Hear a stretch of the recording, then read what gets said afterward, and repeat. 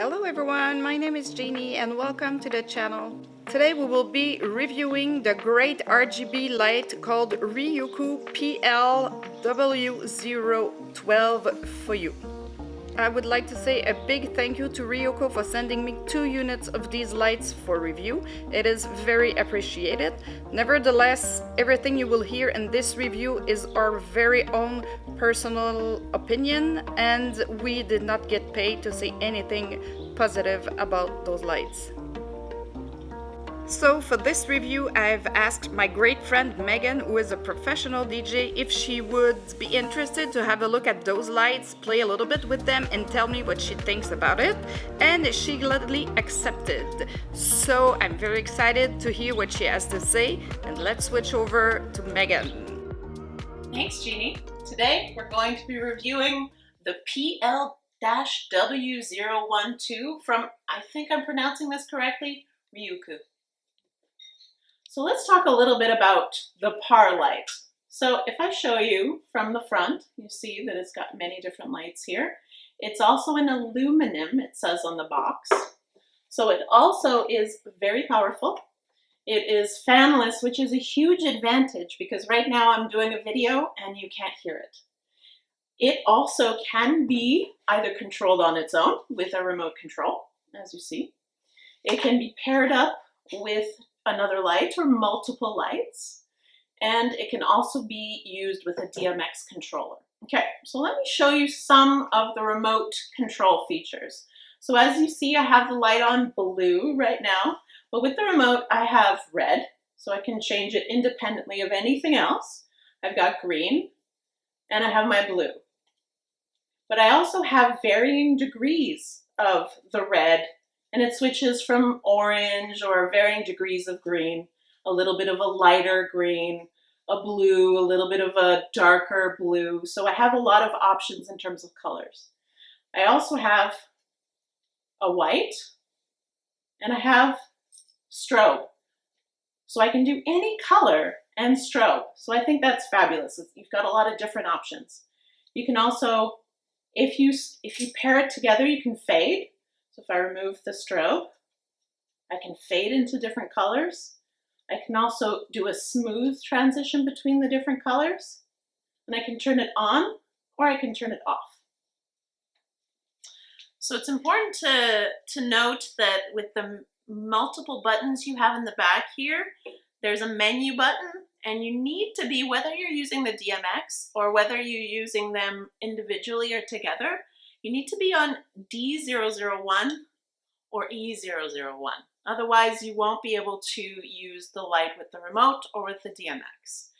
Otherwise, we have a regular standard plug-in.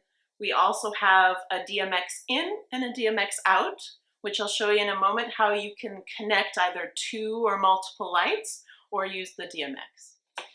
So next, let's talk about them paired. So I have 2 here, and I've connected through the DMX out into the one I want it to sync with. So this is the master and this is the slave, the 2. And with either remote, I can actually manipulate the different colors, and they manipulate together. So I do my red, I do my green, I do my blue, but I can also use the other remote, but I'm still aiming at the master. So that's important to note, and it's interesting, I think, because either one, you lose one, you lose the other, you're not sure which one's the one that's controlling, either one will do the work. So that's fun. It's also interesting that it tells us that we have a 40-degree beam, so that beam angle actually gives you quite a wide range. And on a personal note, we used these during a wedding last weekend, and it actually, in a 25-foot ceiling, the view was not obscured. We really could see the lights quite clearly. So that's fun.